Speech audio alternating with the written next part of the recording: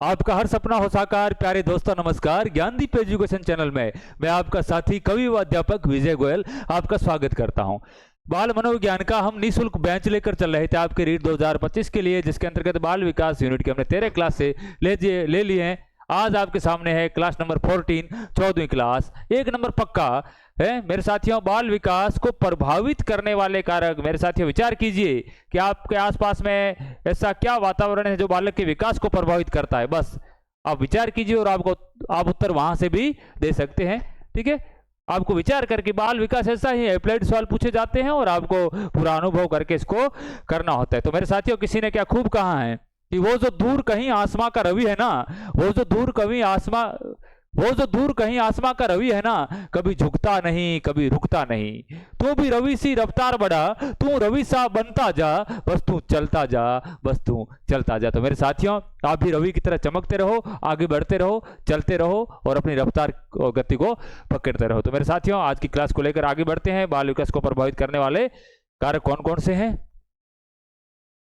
हाँ तो मेरे साथियों बाल विकास को प्रभावित करने वाले कारक, पहला कारक आपके सामने, पहला कारक है वंशानुक्रम या जैविकीय कारक। मेरे साथियों देखो ये वंशानुक्रम का बालक के विकास को प्रभावित करने वाला यह पहला प्रमुख कारक है। अपने पूर्वजों या माता पिता से गर्भाधान के समय बालक को जो गुण प्राप्त होते हैं उसे वंशानुक्रम या फिर आनुवांशिकता कहते हैं। वंश के आधार पर, ठीक है ना, एक बालक को जो जैसे उसके माता पिता होंगे, माता पिता का विकास है तो उसी प्रकार बालक का विकास होगा। ठीक है, वंशानुक्रम के माध्यम से गर्भाधान के समय में पिता के द्वारा, माता के द्वारा, जो भी पिता के द्वारा उसको गुण मिलेंगे, माता और पिता के जैसे गुण होंगे वैसा ही बालक को, यानी कि वंश के आधार पे, यानी जैविकी संरचना के आधार पे जो गुण मिलते हैं वो जैविकी कारक के अंतर्गत आते हैं। मेरे साथियों अगला प्राय देखा जाता है कि जिसके माता पिता लंबे होते हैं उनकी सामान्य संतानें भी लंबी होती है। मेरे साथी ध्यान रखोगे, जिसके माता पिता लंबे हैं क्योंकि उसको जैविक या वंशानुक्रम का कारक प्रभावित कर रहा है। जिसके माता पिता लंबे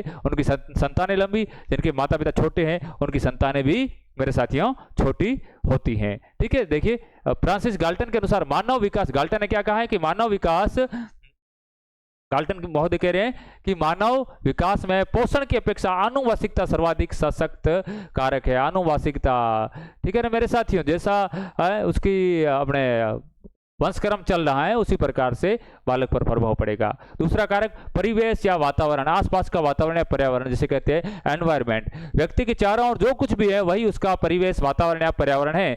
बालक जिस परिवेश वातावरण में रहे निवास करता है वहां का संपूर्ण वातावरण बालक के विकास पर पूर्ण प्रभावशाली रहता है। ये आंतरिक व बाह्य प्रकार के, दोनों प्रकार के होते हैं। आसपास का जैसा वातावरण है, आसपास का माहौल है वो आपके गंदा है तो बालक के अंदर भी जो है ना गंदे विचार है। आसपास का वातावरण ऐसा है जहाँ पे गालियां चलती है तो बालक भी गालियां सीखेगा, और आसपास का वातावरण ऐसा है जहाँ सत्संग चलती है तो बालक भी सीखेगा। एक छोटी सी कहानी आती है कि दो तोते भाई थे, तोते थे और भाई थे। ठीक है, तो एक को शिकारी पकड़ के लेकर चले गए और एक को साधु ले गया। तो साधु ने उसको है ना ईश्वर का नाम जपना वगैरह ये सिखाया, और शिकारियों ने उसको ये सिखाया कि किसी भी व्यक्ति को देखो तो देखो कि वो जा रहा है, इसको पकड़ो। ठीक है ना, तो जो शिकारियों वाला तोता था वो कोई भी व्यक्ति वहां जंगल से गुजरता तो कहता कि देखो देखो जा रहा है, उसको पकड़ो पकड़ो पकड़ो, ये शब्द करता था। लेकिन जो साधु वाला तोता है वो हमेशा ईश्वर नाम का जप किया करता था। है तो दोनों भाई, लेकिन आसपास का वातावरण का प्रभाव उन दोनों पे पड़ा है मेरे साथियों। ठीक है, आगे बढ़ते हैं। अगला कारण जन्म कर्म, ऑर्डर ऑफ बर्थ, है ना, ऑर्डर ऑफ बर्थ। बालक का जन्म कौन से क्रम पे हो रहा है? बालक के विकास पर परिवार के जन्म क्रम का प्रभाव पड़ता है। जैसे प्रथम बालक की अपेक्षा दूसरे व तीसरे बालक का विकास तीव्र गति से होता है, क्योंकि बाद के बालक अपने पूर्व जन्मे बालकों से अनुकरण द्वारा अनेक बातें शीघ्रता से सीखते हैं। ठीक है ना, तो बड़े बालक, एक घर में दो भाई है, जैसे एक छोटा और एक बड़ा है, तो छोटे बालक का विकास है वो आपकी तीव्र गति से होगा क्योंकि वह बड़े भाई को देखकर सीखता है। ठीक है ना, क्या क्या करना है, जो बड़ा भाई खेल रहा है, ठीक है, या कुछ बना रहा है तो छोटा भाई उसको देख देख के वैसे चित्रकारी करेगा तो सीख जाएगा। ठीक है ना, तो आपके जन्म क्रम का भी इस पे फर्क रहता है। चौथा कारक है आयु, एज का भी फर्क रहता है। बालक में आयु वृद्धि के साथ साथ शारीरिक विकास की गति स्वरूप में भी परिवर्तन होते हैं। छोटे बच्चों का शरीर लचीला होता है तथा धीरे धीरे या कठोर हो जाता है। साथ ही बालक का मानसिक विकास भी आयु से प्रभावित होता है। छोटे बालक है जो वो लचीले होंगे, धीरे धीरे आपके वो कठोर होते जाएंगे। इसके साथ साथ में आयु के साथ साथ में आपके मानसिक विकास भी है वो प्रभावित होता है। ठीक है, अगला देखते हैं। अगला है बुद्धि।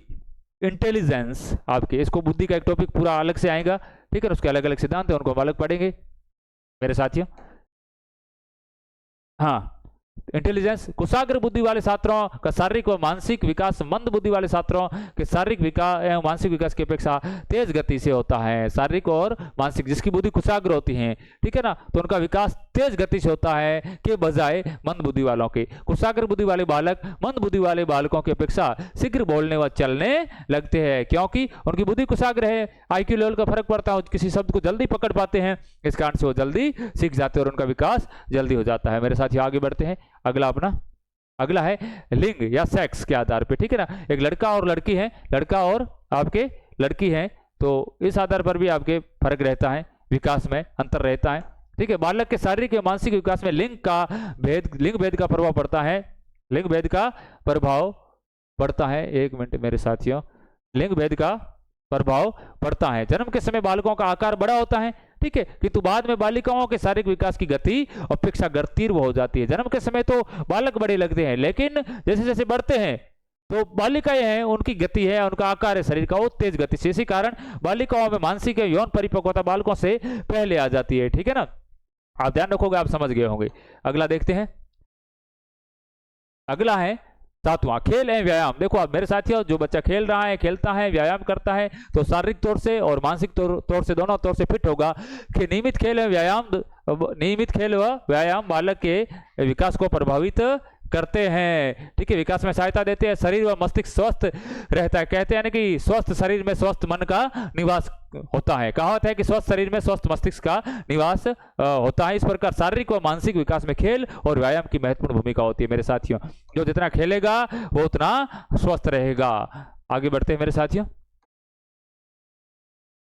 अगला है अंतःस्रावी ग्रंथियां, ठीक है, एंडोक्राइन्स ग्रैंड्स जो बालक की होती है, एंडोक्राइन्स ग्रैंड्स क्या कहते हैं, अंतःस्रावी ग्रंथियां पढ़ी होगी आपने। बालक के शरीर में अनेक अंतःस्रावी ग्रंथियां होती है, जिससे विशेष प्रकार के रस का स्त्राव होता है। आपके थायराइड ग्रंथि हो गई, पीयूष ग्रंथि हो गई, थाइमस ग्रंथि हो गई, ठीक है। पीयूष ग्रंथि बालक के आकार को प्रभावित करती है। पीयूष ग्रंथि में आपके हार्मोन ज्यादा सक्रिय होता है, तो बालक लंबा होता है, कम होगा तो छोटा होगा। थायरस ग्रंथि है, ठीक है ना, वो आपके जो है भोजन को ऊर्जा के रूप में बदलने का कार्य करती है। यही रस बालक के विकास को प्रभावित करता है, और यदि ये ग्रंथियां इसका स्त्राव ठीक प्रकार से ना करे तो बालक का विकास अवरुद्ध हो जाता है। जैसे मैंने कहा ना कि पीयूष ग्रंथि में यदि आपके जो हार्मोन्स का स्त्राव सही तरीके से नहीं होगा तो बालक छोटी हाइट का रह जाएगा, और अच्छी तरीके से होगा तो बालक है वो लंबा होगा। अगला है प्रजाति, यानी कि आपके सब कास्ट जो बालक की होती है, प्रजाति होती है, वो भी प्रभावित करती है, ठीक है। भयंकर रोग, एक मिनट मेरे साथियों, प्रजाति का प्रभाव पड़ता है बालक पर। क्या है, प्रजाति प्रभाव के कारण भी बालकों के विकास में विभिन्नताएं पाई जाती है। अलग अलग प्रजातियों का विकास अलग अलग तरीके से होता है। अगला है 10वां संस्कृति कल्चर, जहां की जैसी संस्कृति है वैसा विकास होगा। देश की संस्कृति का भी विकास पर प्रभाव पड़ता है। पिछड़े देशों की संस्कृति और विकसित देशों की संस्कृति वहां के लोगों के विकास को भी प्रभावित करती है। आप इसको आसानी से समझ सकते हैं। पिछड़े देश वाले बालक है उनका विकास कम गति से होगा, और जो विकसित देश है उनका वहां के बालकों का विकास तेज गति से होगा।